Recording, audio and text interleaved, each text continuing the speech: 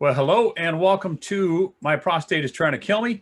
I'm Mark Graves, just a regular guy fighting prostate cancer, and I'm glad to have you along for the ride. I guess I could actually look up at the camera.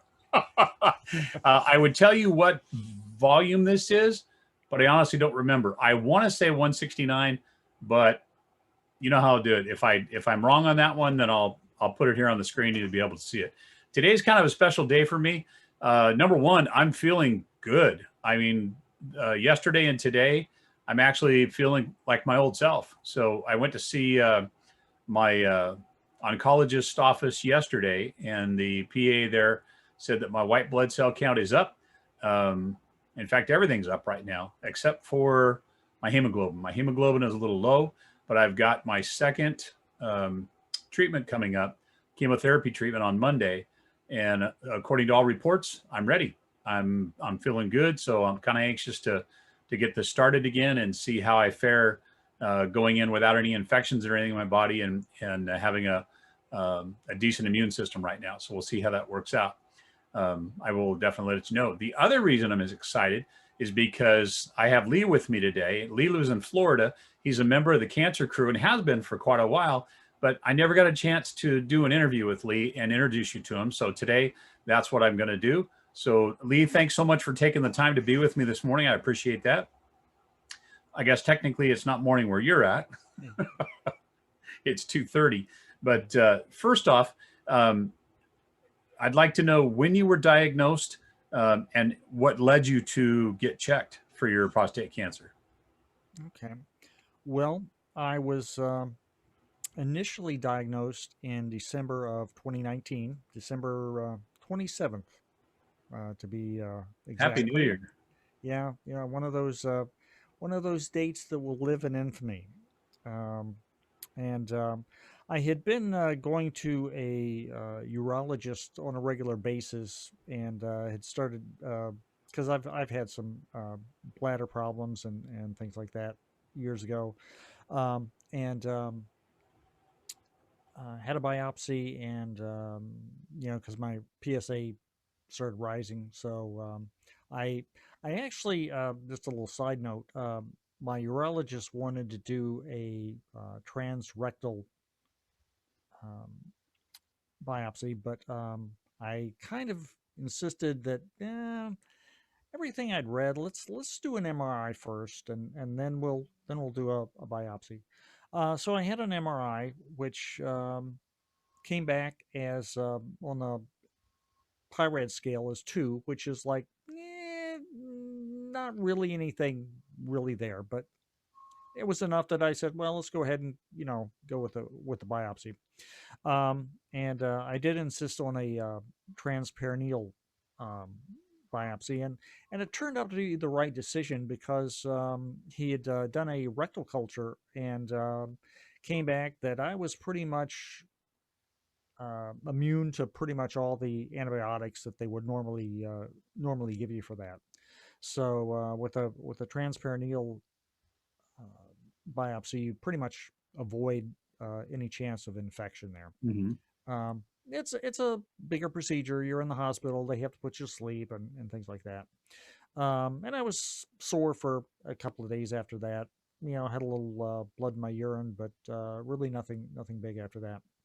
Um, so I came back as a Gleason 6. And it was kind of on the low side of Gleason 6. So at that time, I decided to just go with active surveillance, which just means we're gonna really watch it. Had a PSA 3 months later. It was fine. It bounced a little bit. Had another one 6 months later, and gone up just a little bit. Third one, it went through the roof.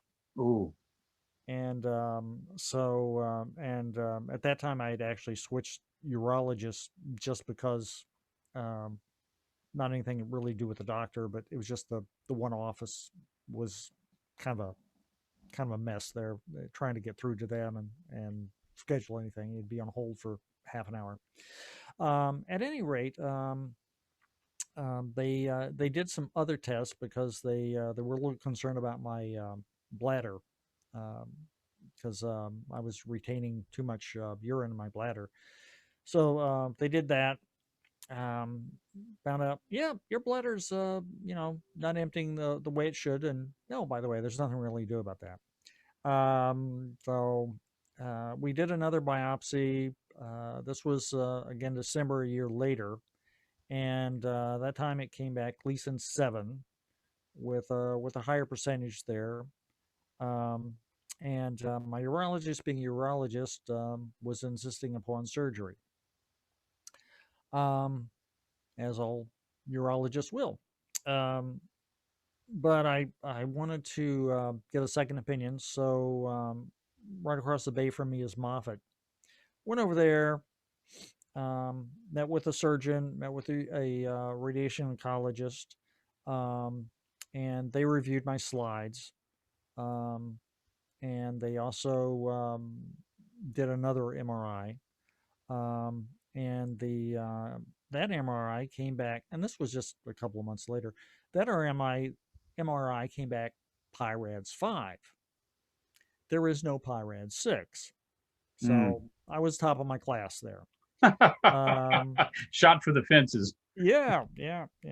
So, and they also upgraded after reviewing my slides from my first or second biopsy. They upgraded that to it was still Gleason 7, but instead of being favorable, it was Gleason unfavorable.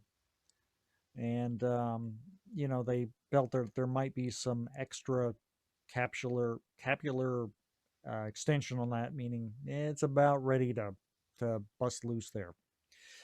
Now my urologist originally, he was still insisting upon surgery, but having been through a couple surgeries, I'm just not felt like I was a good surgical candidate. So I opted to go with radiation. And fortunately, I found a place that, thank God, through you guys, I'm at Indio, and there's West Florida Radiation Therapy right up the street from me, and all they do is prostate cancer. So I made an appointment, and got on the schedule with them. I couldn't do anything for 10 weeks because I was on Eligard. They'd put me on Eligard at that time, and they wanted me to wait 10 weeks before I started doing anything. And that was back in March. So my 10 weeks were up, went in, got my CT simulation done, and about a week and a half later, I started radiation. I just finished my 10th session of 44. So I have just 34 to go, and that's where we're at today. So what kind of radiation are they giving you? It's IMRT, intensity modulated radiation therapy. Okay. So did you have the tattoos done, or did it give you markers for that? Both. Okay. Yeah, both. And, I had my urologist. He did the markers, and I think maybe he was a little angry with me for not choosing surgery because he put those things in. It's like, oh, you don't need elanocane. Oh, I beg to differ. Yeah, so it's like, oh well, it's like, oh well, that'll build the character. Yeah. Wow, that couldn't have been fun. Yeah. So anyway, I had that, and it's been great. I from my studio, from the time I leave to the time I get back from radiation, 30 minutes. Wow. Yeah. That's And excellent. they are really fast. I call them my pit crew because it's like about 3 people. It's like you show up like 5 minutes before your appointment. You go in, they got you ready to go, and it's the actual session lasts about 1 minute. Yeah. It just makes one arc there, and they get you out. They Nice. get you in and out. So it's And I asked them how many they do an hour, and they said we can do 7 to 8 people an hour. Yeah. So they're a well-oiled machine up there. So I'm hoping everything goes good. And um, that they initially, I asked them like, well, I'd heard that some people, 28, some 34. What's the difference? And the tech was telling me, it's like, well, it kind of depends on everybody. Sometimes it's the machine, sometimes it's insurance. Um, but the 44 is the lowest dose that they can give you, and still be effective, from what I understand, as opposed to like 28 or shorter, because they just have to, it's the same dosage, they just have to increase the amount they're giving you. So I'm hoping that I'm starting to have, some side effect from that, um, urinating and things like that. But I'm hoping that they'll be pretty mild. Now, on the text thread the other day, I forget if it was you or if somebody else put it on there, that one of the difficult parts about radiation is staying empty in the back and full in the front. Was that you? Yeah, that so far I haven't had any problems. My appointment is at 10:45 every morning, so about 8:30, 9 o'clock, I promptly have a nice warm glass of prune juice, and that cleans me out, and then I really don't have any problem keeping my bladder full. So so far they haven't had to kick me out because I wasn't prepped right. So keeping my fingers crossed that that'll continue to work for me. Good. Yeah, I know Tom had an issue with that. It was tough for him. They had to, how do we term it? Manually degas him a couple of times. Yeah. And I don't think that'd be too fun. I made it through unscathed as far as that part goes. Yeah. But I also ended up with only 28 treatments. You and Tom both had the 44, the long Right. treatment. So Yeah. just jumping back real quick, when you got diagnosed, what's your personal support group like? I just had my wife, and I have a sister, and she's quite a bit older than me. We're actually 20 years apart. Wow. Yeah. So Oops. yep. Honey, I got something to tell you. Yeah, exactly. Um, and so I have chosen not to tell her, just because I don't want to burden her with that information right now. Yeah, Um, she's in her 80s, so I just don't really, you know, completely want to understandable. share with her. And I haven't shared it with anybody else that I know, except the internet. Um, so because I just feel it might. I don't want to feel like I'm being a burden to people, by like, oh well, what do I say to that? It's like, so, I'm just gonna kind of continue with the treatment, and hopefully that'll just be something I can put behind me, and go on with life there. Yeah. Well, I will tell you that that is a feeling that a lot of guys have, and a lot of guys won't say anything just because they don't feel like they want to be a burden to anybody. Um, I can tell you though that many, many, many times it turns out that there's an unbelievable amount of support and love for you, Yeah. and if you do open up, it's just waiting there for you. Yeah. And you've become such an integral part of the cancer crew, that we're behind you 100%. Yeah. And I'm sure that there's people in your life too that if they knew would be that way. But it is very difficult to sometimes open yourself up and say that to your friends, or Right. and it's difficult. And so I hope people that are watching this understand that it's not just a matter of saying, well, I feel like if I say something, I'm going to be a burden.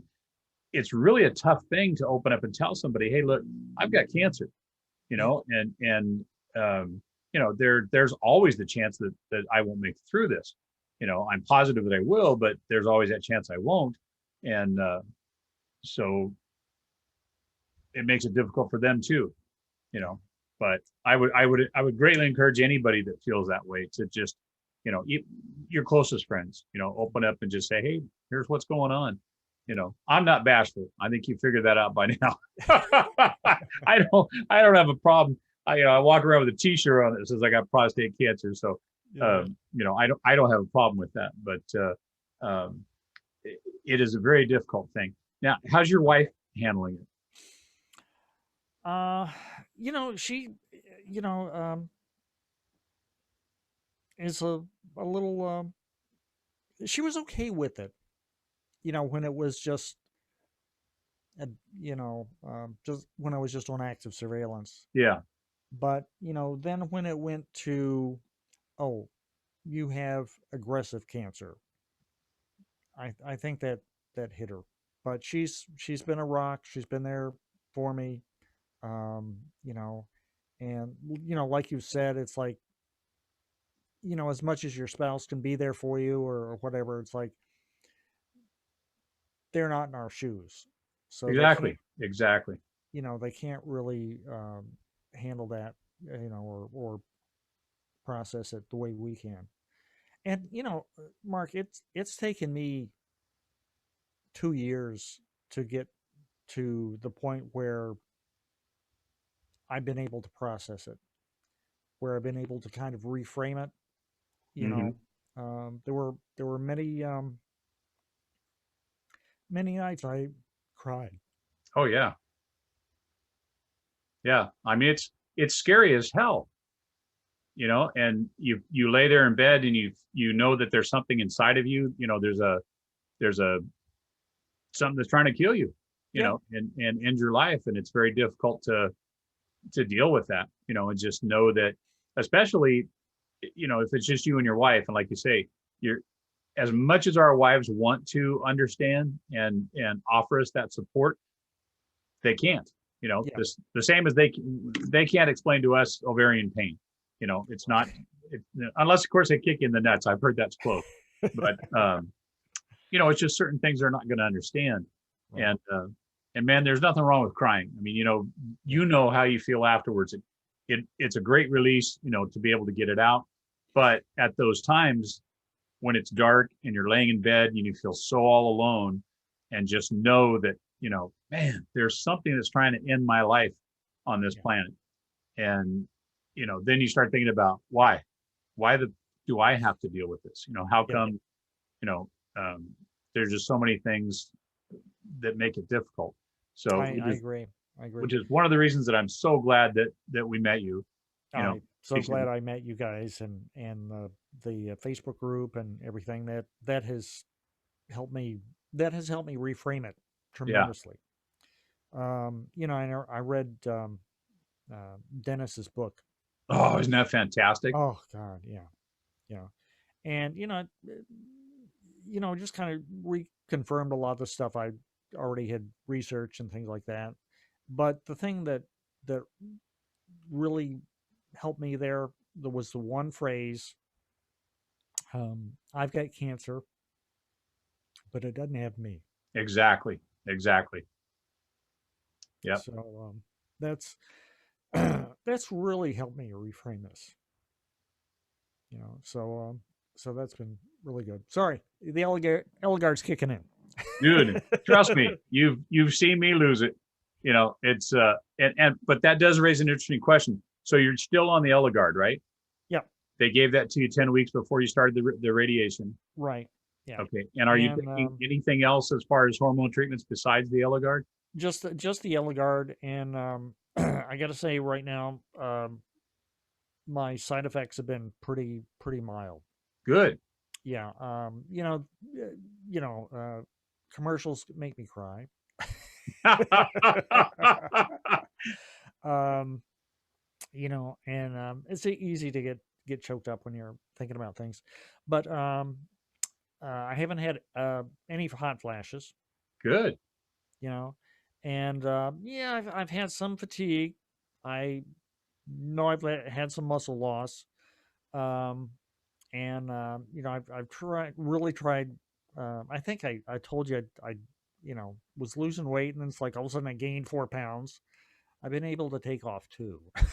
Yeah. So, it's like, oh geez, I'm really working to not put any weight, but it's like my waistline seems to keep expanding regardless of what Yep. my weight is. Yep.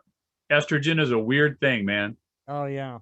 Oh It yeah. just it is so bizarre. Oh But yeah. yeah, it's just. But I'm so thankful that you're not having to deal with the hot flashes and that kind of stuff. And it is amazing how everybody gets a different reaction to it. And but I'm very thankful that you're not having to deal with all that crap. But I'm to the point now where I don't bother hiding it anymore. When we're sitting on the couch, like at first, you'd be watching TV and you do the old one of these trying to get the tear out of your eye so your wife Yeah. doesn't see it. Now I don't care, man. I let it go.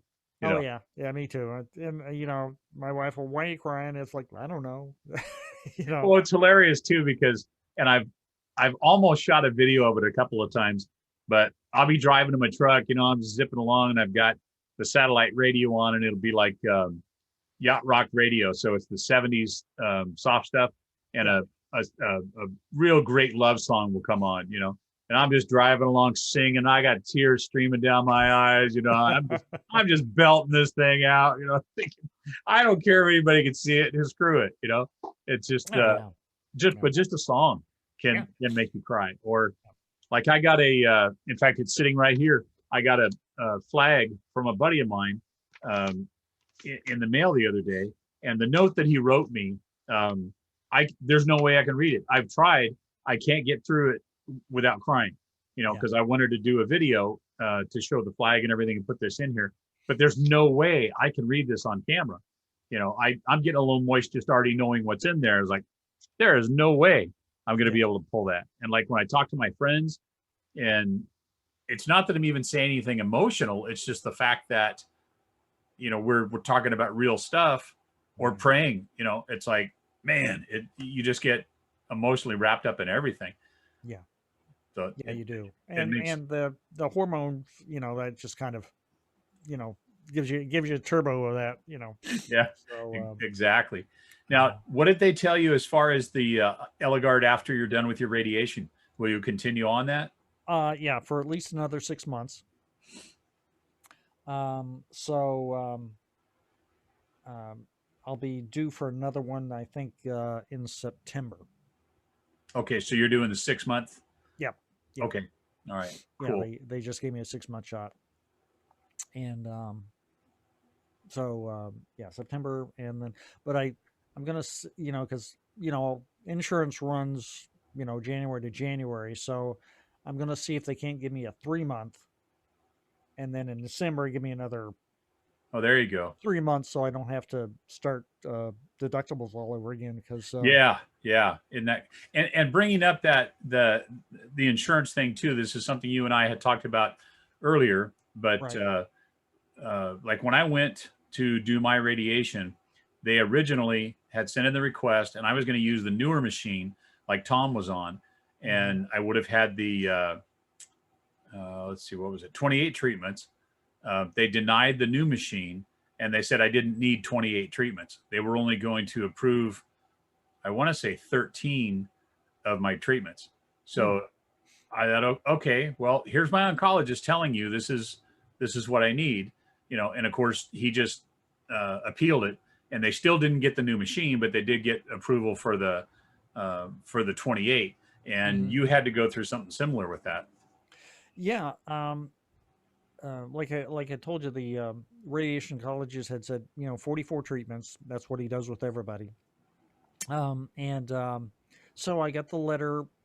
I went in for my simulation, and then got the letter from my insurance company saying, "Oh, you're approved for 28." It's like, no, it's supposed to be 44. So I immediately, got on the phone there and talked to him, and it's like, "Oh no, you're fine for 44." It's like, so it was just just a paperwork error. and they sent me, and then a couple days later they sent me one that's like, oh yeah, you're approved for 44. So I was wondering like, well, how's that going to work out? So that worked out okay. So I'm approved for the 44.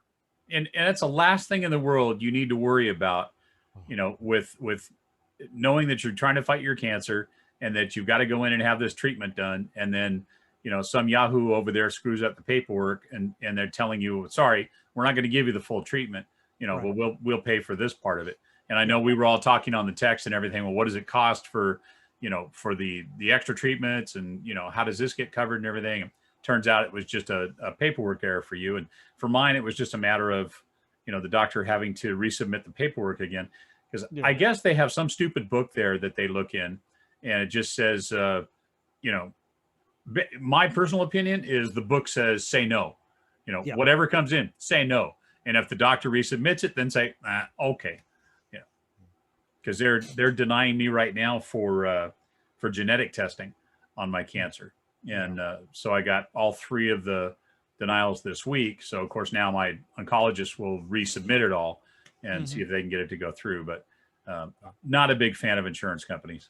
No, it's and on my first biopsy, because I had insisted on the transperineal, they initially were not going to cover a large portion of that. They were going to cover some of it, but it's like, oh, because a transrectal is much cheaper, and it's an in-office procedure and things like that. It's like, well, chances are if I'd had the rectal, I would have ended up in the hospital with sepsis.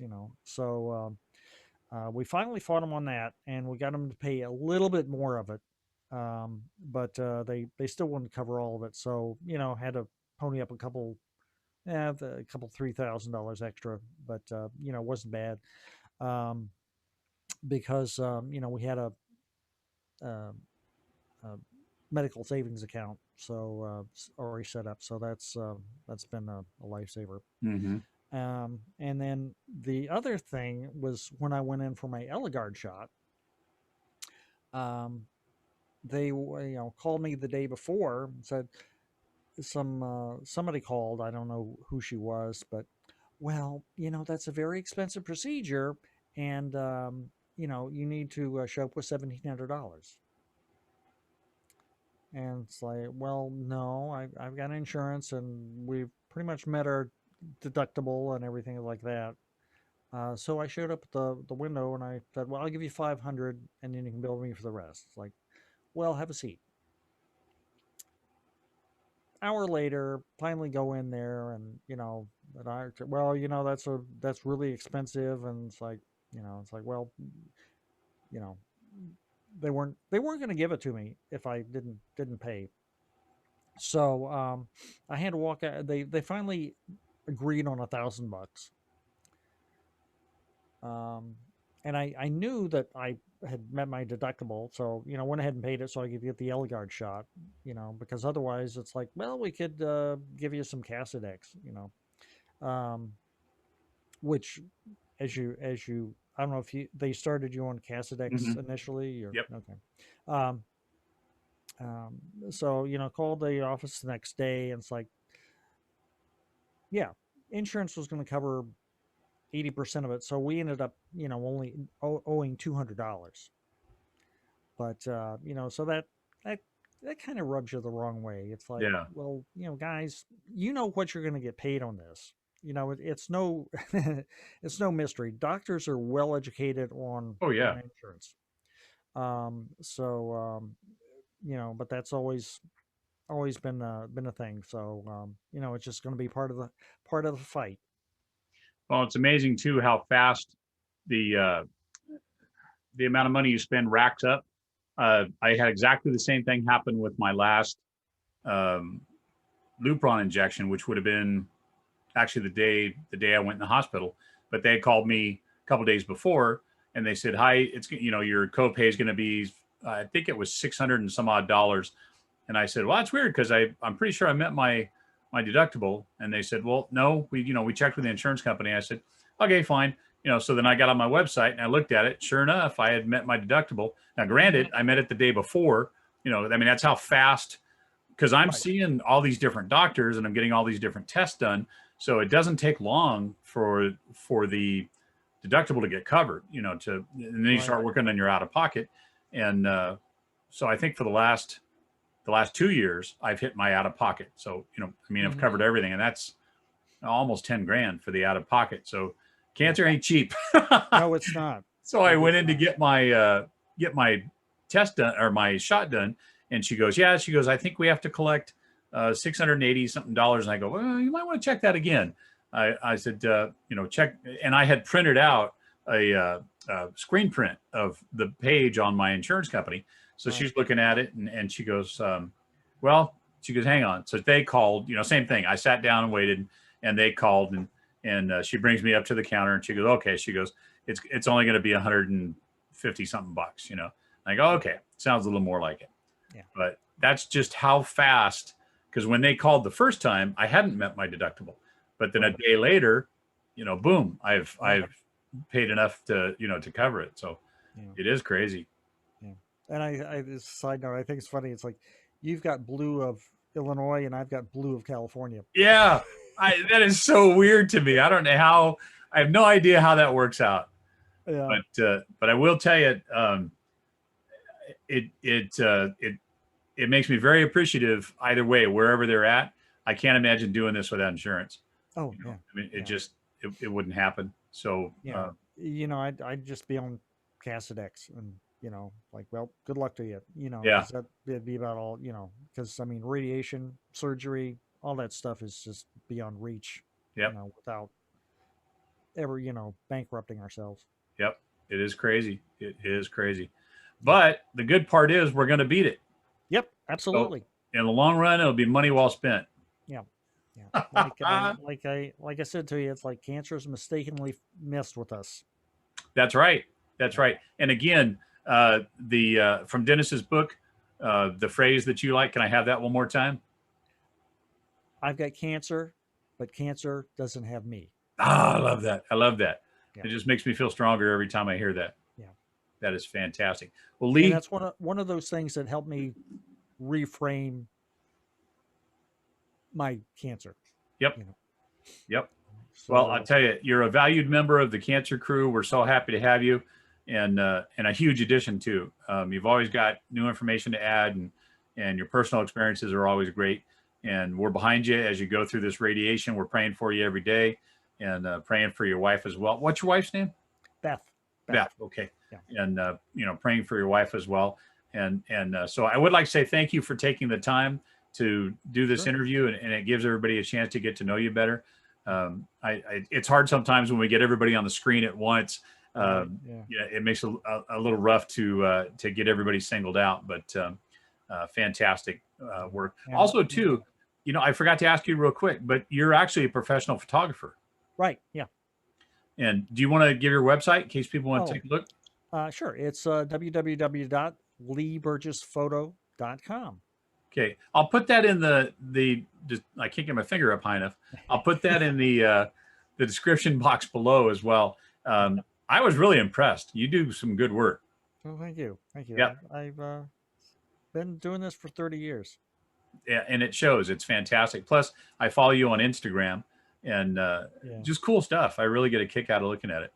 Yeah, that's I used to do a lot of years ago. I used to do a lot of glamour work, so that's where all that can be found on the Instagram. So that's what I was telling them. It's like, well, if you got some ED problems, maybe that's where you want to look. But. Yeah, I don't share that part with Kelly.